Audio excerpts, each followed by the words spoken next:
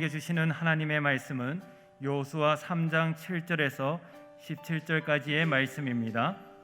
구약 성경 322면입니다.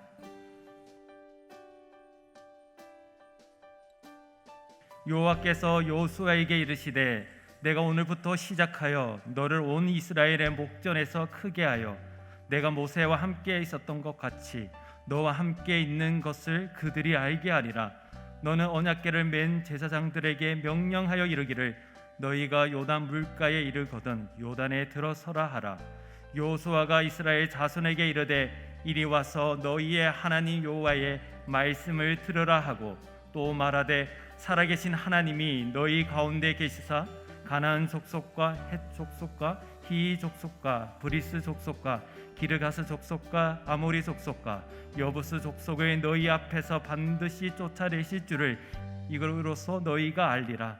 보라, 온 땅의 주의 언약궤가 너희 앞에서 요단을 건너가나니 이제 이스라엘 지파 중에서 각 지파에 한 사람씩 12명을 택하라.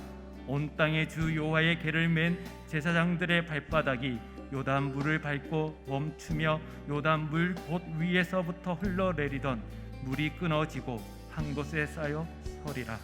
백성이 요단을 건너려고 자기들의 장막을 떠날 때에 제사장들은 언약궤를 메고 백성 앞에서 나아가니라.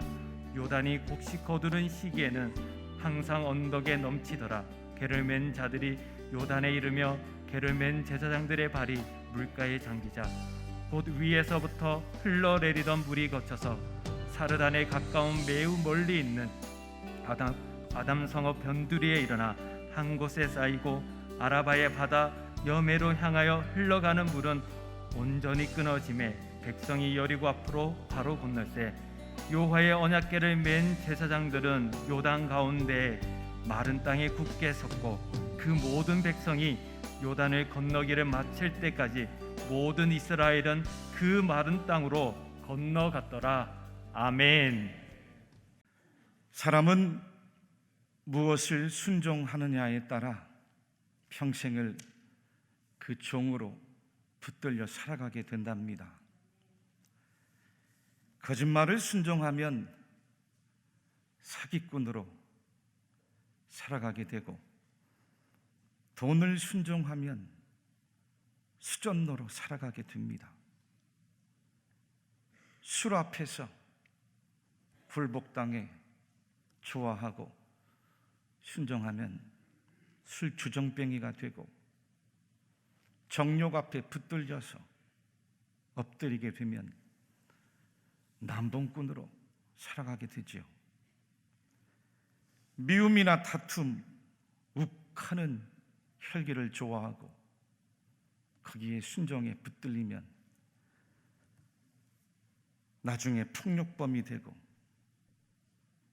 살인자가 되는 평생에 낙인이 찍혀 후회하는 생을 살아가게 되는 것입니다. 노름 앞에 순종하고 굴복하다가 우리 주변에는 패가 망신한 사람들도 많이 봅니다. 평생 걱정과 염려 앞에 늘 전전긍긍해서 순종하고 살아가 보세요. 한평생 살아가는데 늘 아무 일도 못하는 실패자로 걸어가는 겁니다. 그렇게 우리 인생은 무엇에게 순종하느냐에 따라 180도 그 앞길이 완전히 바뀌어지는 거예요. 여러분, 성도는 예수님 때문에 하나님 말씀 앞에 순종하는 자가 된 줄로 믿으시기를 바랍니다. 전에는 죄 앞에 순종하고 사단 마귀 앞에 붙들려 순종하며 살아갔더라면 이제는 아닙니다. 예수 그리스도의 보혈의 피가 여러분들을 죄에서 건져내 주셨습니다. 모든 죄악의 사슬로부터 끊어내 주셨습니다. 과거 사단의 종로로 타던 데에서 이제는 하나님의 자녀로 신분이 바뀐 겁니다. 예수님의 보혈의 권세가 여러분들을 하나님의 백성으로 삼아 주신 거예요. 성령을 따라 선을 행하고 성령을 따라 의를 행하고 성령을 따라 말씀에 순종하며 행하도록 오늘도 은혜를 주시는 거예요. 로마서 6장 말씀에 하나님께 감사하리로다. 너희가 본래 죄의 종이더니 너희에게 전하여 준 바 교훈의 본을 마음으로 순종하여 죄로부터 해방되어 의에게 종이 되었느니라. 하나님께서 선포해 주신 복음의 빛입니다. 그러므로 구원받은 하나님 자녀의 삶이란 곧 순종을 배우는 훈련의 장과 마찬가지입니다. 지난주일 출애굽한 이스라엘이 40년 광야 생활을 마치고 요단강 앞에 머물게 되었습니다. 하지만 영도자 모세가 죽은 후에 여호수아를 비롯해 모든 백성들이 두려움에 떨고 있는 거죠. 지도자를 잃었으니 어찌해야 될까 두려워 떨고 있는 겁니다. 그때 하나님 말씀이 여호수아를 통해 유대 백성들에게 전해졌습니다. 두려워하지 말라, 염려하지 말라, 자리에서 일어나라, 저 요단강을 건너라. 지금까지 내가 너희와 함께 했던 것처럼 앞으로도 함께하여 주실 것이다. 오늘 함께 읽은 성경은 여호수아와 이스라엘 백성들이 그 하나님 말씀대로, 그 명령대로 그 모압 땅 시딤에서 일어나 요단강 강물 앞까지 진행해 왔습니다. 그리고 3일 동안 머물며 유숙하면서 강을 도하할 준비를 하고 있을 때의 이야기입니다. 이 요단강은 이스라엘이 들어가야 할 요단 서편, 즉 약속의 땅 가나안과 요단 동편인 지금의 요르단 지역을 반으로 가르고 있는 경계선입니다. 이 요단강의 발원지가 바로 북쪽에 있는 헬몬산이 그 시작이올시다.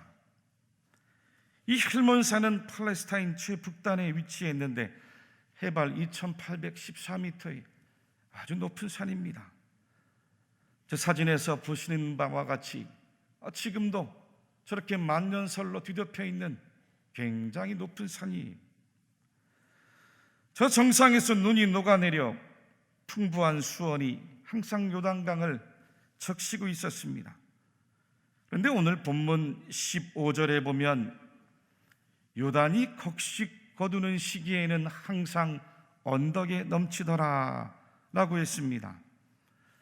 전에 우리가 보았던 개역 한글 성경에 보면 요단이 모맥 거두는 시기에는 항상 언덕에 넘치더라 라고 말씀이 번역을 했습니다.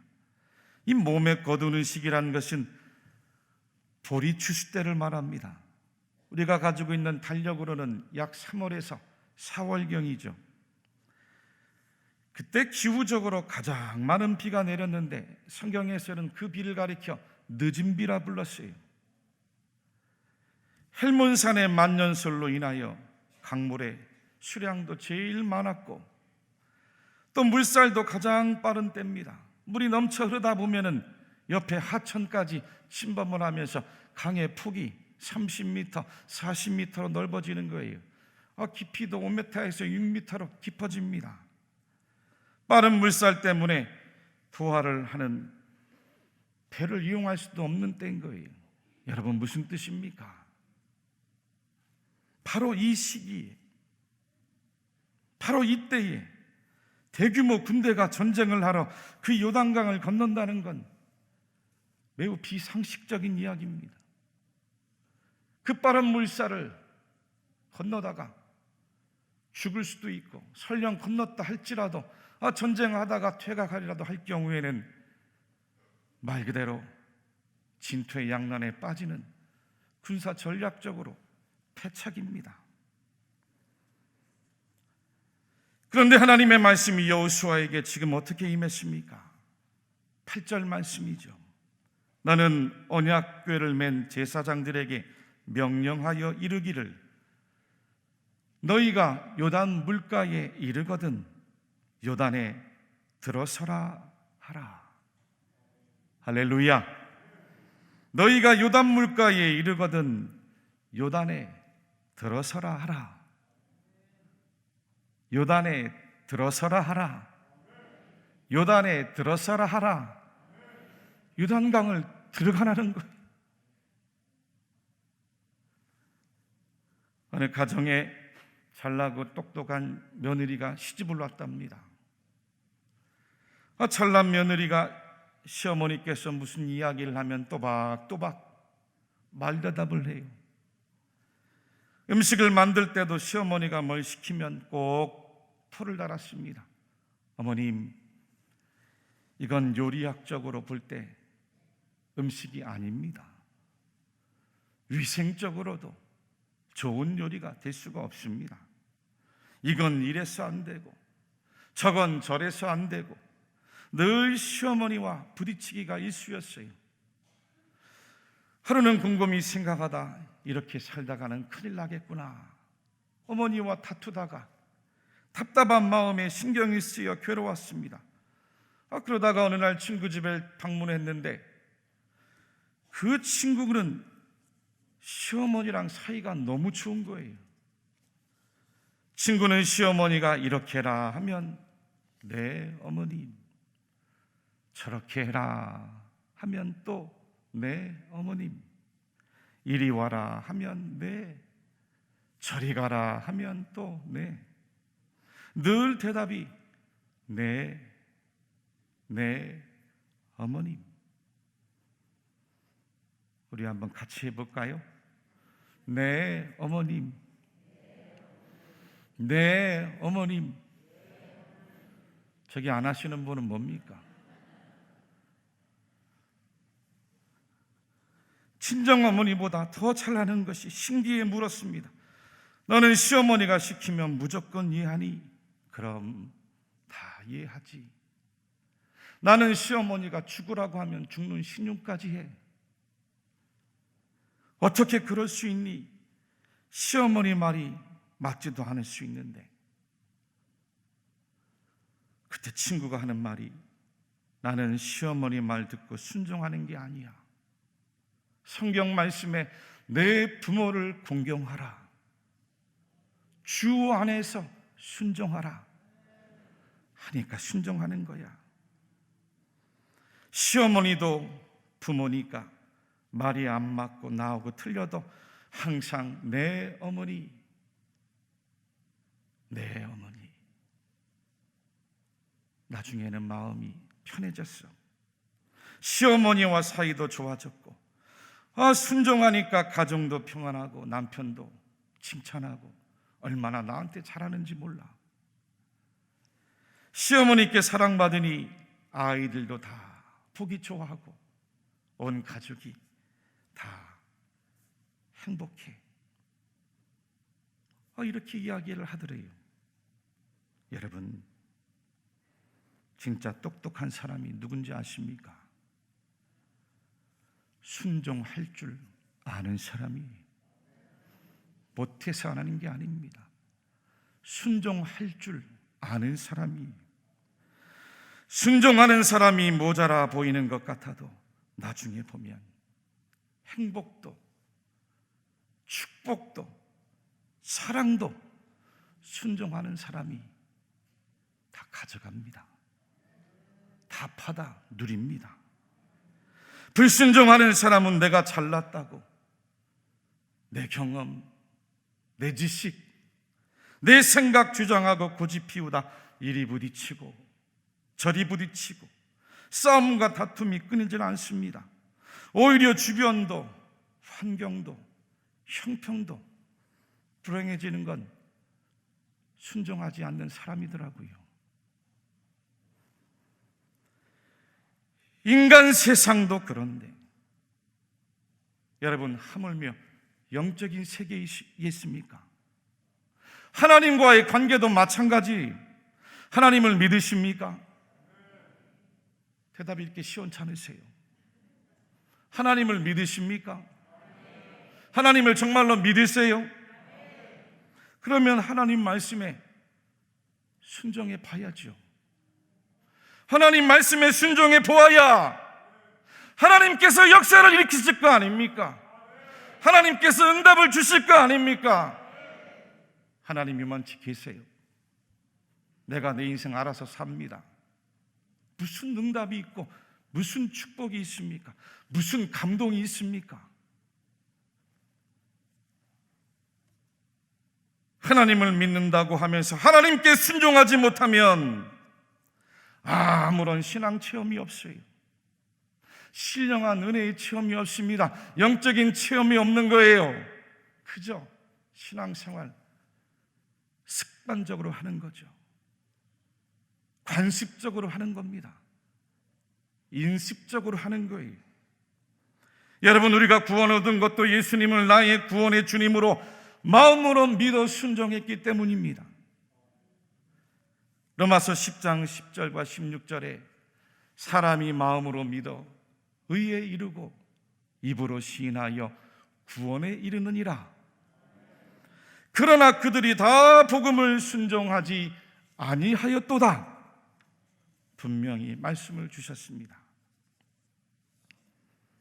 베드로가 물고기를 잡으러 바다에 나갔습니다. 밤을 지새우며 그물을 내려보았는데 단 한 마리를 잡지 못해요. 빈 그물을 다시 올려 바닷가에 와 그 해변에서 그물을 씻고 있었습니다. 그때 우리 예수님께서 천국 복음을 전하시는데 그 말씀 베드로가 듣게 되었습니다. 그때 주님께서 베드로에게 하시는 말씀이 깊은 데로 가라, 다시 그물을 내려 보아라 말씀을 해주세요. 여러분, 이때 우리 같으면 방금 밤을 지새워 빈 그물로 빈 배로 해변가로 오는 것도 얼마나 힘들고 지쳤습니까? 그 시간에 다시 바다로 나가 깊은 곳에 그물을 내려본들 고기가 잡힐 수 없다는 것, 평생을 갈릴리 바다에서 어부 생활해온 베드로가 잘 알고 있습니다. 그런데 베드로가 어떻게 말하고 어떻게 행동했습니까? 누가복음 5장 5절과 6절 말씀에 시몬이 대답하여 이르되 선생님, 우리들이 밤이 새도록 수고하였으되 잡은 것이 없지만은 말씀에 의지하여 내가 그물을 내리리다 하고 그렇게 하니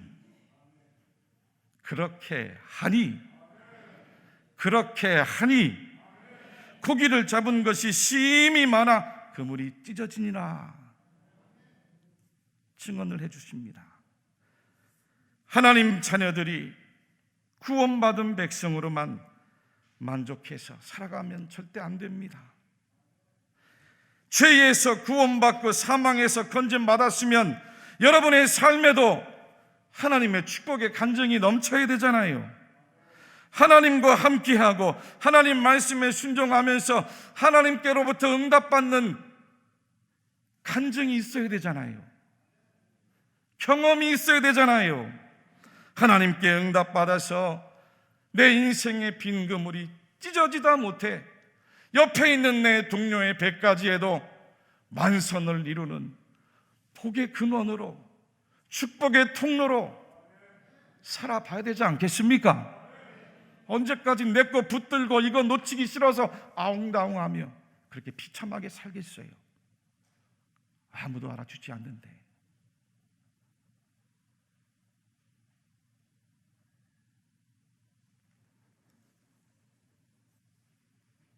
요한 3서 1장 2절에 사랑하는 자여, 내 영혼이 잘된 같이 내가 범사에 잘되고 강건하기를 내가 간구하노라 말씀해 주셨습니다. 여러분, 성경에 나오는 모든 이야기와 모든 사건은 하나님께서 우리에게 주시는 굉장한 영적인 가르침입니다. 영적인 비밀이에요. 영적인 비유입니다. 지금 살아가는 우리 앞에 건너야 할 요단강이 보입니까? 요단강이 어디 있어요? 제가 보기에는 우리에게는 저기 앞에 금호강밖에 안 보입니다. 금호강도 내 마음대로 얼마든지 왔다 갔다 할 수 있어요.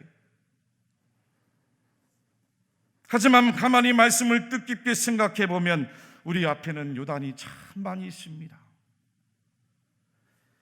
과거 유대 백성들이 애굽의 노예 생활에서 그 유월절 어린 양의 피로 구원을 받았던 것처럼 오늘 우리도 예수 그리스도의 보혈의 피로 죄의 종에서 하나님의 종으로, 하나님의 백성으로 건짐을 받은 줄로 믿으시기 바랍니다. 이스라엘 백성들이 40년 광야 생활을 지내왔던 것처럼 오늘 우리들도 독충과 맹수들이 우글거리는 이 광야란 험한 인생의 시험길을 매일 걷고 있지 않습니까? 까딱 잘못해 보세요. 사기꾼이라도 만나보세요. 길가 지나다가 교통사고라도 당해보세요. 인생 한순간입니다. 하나님께서 지켜주시니 오늘 이렇게 우리가 한자리에 모여 함께 예배하고 영적인 교제를 나누는 줄로 믿습니다. 광야만 우리 앞에 놓여 있는 게 아닙니다. 요단강도 놓여 있습니다. 함투병 중이라 내가 회복해야 될 건강의 요단강도 있고, 직장과 일터와 사업장에서 내 자식 벌어먹일 물질의 요단강도 있습니다. 진로에 대한 요단강도 있고, 앞길에 대한 요단강이, 꽉 막힌 인간관계의 요단강도 있습니다. 지금같이 인류 역사가 맞이한 대재앙과 대체의 요단강도 있어요. 세상 사람들은 그 요단강 앞에 좌절하고 시리에 빠져 불평하고 넘어질지라도 우리는 가만히 앉아 있어서는 안 됩니다. 일어서 담대하게 강한 마음으로 건너가야 합니다. 요단강을 만나게 하신 하나님의 뜻을 믿고 순종해야 됩니다. 어떻게 순종합니까? 온전히 순종해야지요. 말씀 앞에 온전히 순종하는 거예요. 우리 11절부터 13절 말씀 한 목소리로 같이 읽어보겠습니다. 시작. 보라, 온 땅에 주의 언약궤가 너희 앞에서 요단을 건너가나니 이제는 이스라엘 지파 중에서 각 지파에 한 사람씩 12명을 택하라. 온 땅에 주 여호와의 궤를 맨 제사장들의 발바닥이 요단물을 밟고 멈추면 요단물 곧 위에서부터 흘러내리던 물이 끊어지고 한 곳에 쌓여 서리라. 아멘. 주의 언약궤는 모세가 시내에서 받은 십계명 돌비가 들어있는 궤를 말합니다. 즉 이스라엘 백성들을 지금까지 인도해 가신 하나님의 말씀을 뜻하는 거예요. 그 하나님의 말씀을 제사장들이 두 어깨에 매라고 했습니다. 그 말씀을 어깨에 맨 제사장들이 백성들 앞으로 나아가 요단강을 밟으라는 겁니다. 그 요단강 물을 밟을 때에 물이 멈춰 끊어지리라 했어요. 실제로 15절 이하에 증언해 보니 언약궤를 맨 제사장들의 발이 물에 잠기자 그 상류에 있던 물의 흐름이 멈추고 끊어졌다고 합니다. 이것을 좀 더 자세하게 성경에서 묘사했는데 사르단에 가까운 아담 성읍에 강물이 쌓였다고 했습니다. 이것은 지금 유대 백성들이 강을 도하고 있는 곳에서 위쪽으로 약 25km 정도 떨어져 있는 상류 지역에 강물이 역류를 하면서 주변에 성읍들의 물이 밀어닥치는 상황을 묘사한 겁니다. 사진 한 장을 더 보겠습니다. 저 사진은 지금의 아담 지역 주변이라고 추정되는 요단강 지류입니다. 주경학자들에 따르면 당시 강물이 아담 성읍을 침범할 정도로 역류했다는 것은 저 요단강 계곡 토사가 붕괴되면서 토하는 강물을 막았을 것으로 추정을 해요. 여러분, 저 사진을 가만히 보시면 요단강은 협곡입니다. 지중해보다 그 수면이 400m 낮은 저지대입니다. 그 주변에 협곡을 이루는 흙도 석회질이라서 무너지기가 쉬워요. 자주 무너졌대요. 여호수아와 백성들이 강을 건너갈 수 있도록 하나님께서 그 위에 뭔가 일을 만드신 거죠. 할렐루야. 여러분, 나중에 유대 백성들이 가나안 땅에 들어가 여리고성을 점령할 때도 마찬가지였습니다. 하나님께서 그 여리고성 앞에서 하루에 한 바퀴씩, 마지막 7째 날에는 7바퀴를 돌라고 말씀하셨습니다. 7바퀴예요. 6바퀴를 돌아서도 안 됩니다. 6바퀴, 반바퀴를 돌아서도 안 돼요. 7바퀴를 온전히 돌았을 때 하나님의 역사가 일어난 겁니다. 나아만 장군이 나병에서 나음을 얻을 때도 마찬가지였습니다. 엘리사 선지의 이야기대로 요단강물에 들어가 7번을 씻어야 되는 겁니다. 6번까지 씻어도 몸이 낫지 않더라도 말씀대로 온전히 순종해 7번을 씻을 때 나병이 낫는 기적이 임했습니다. 하나님 말씀에 온전하게 순종해 두려움을 이기고 제사장들의 발바닥이 강물을 밟을 때, 백성들의 발바닥이 그 강바닥을 밟을 때 강물이 멈추는 놀라운 기적이 일어난 줄로 믿으시길 바랍니다. 17절 말씀 마지막으로 함께 또 읽어보겠습니다. 시작. 여호와의 언약궤를 맨 제사장들은 요단 가운데 마른 땅에 굳게 섰고 그 모든 백성이 요단을 건너기를 마칠 때까지 모든 이스라엘은 그 마른 땅으로 건너갔더라. 아멘. 사랑하는 교우 여러분들이, 우리 하나님께서 가장 기뻐하시는 게 무엇인지 아십니까? 하나님의 자녀들이 순종하는 겁니다. 가정에서 우리 자녀들이 부모의 말에 순종해 보세요. 부모의 마음이 얼마나 기쁩니까? 그 순종하는 자녀에게 내가 진 것 다 주고 싶은 게 부모의 마음이잖아요. 우리 하나님도 자녀들의 순종을 얼마나 기뻐하는지 모릅니다. 온전한 순종은 얼마나 기뻐하는지 몰라요. 여러분, 우리 인생살이 환경이 중요한 게 아닙니다. 조건이 중요한 게 아니에요. 내가 지금 오늘 하나님 말씀에 순종하며 살아가 보고 있는가? 하나님 말씀에 순종하면 그 다음 하나님께서 책임져 주시는 거예요. 여러분, 온전한 순종은 하나님을 믿는, 하나님을 신뢰하는 내 믿음의 확증입니다. 증표예요. 다른 게 없어요. 고난이 오고 환난이 오고 시련이 와도 하나님은 성도들을 순종의 훈련으로 나아가시는 겁니다. 온전한 순종이 기적을 낳는 줄로 믿습니다.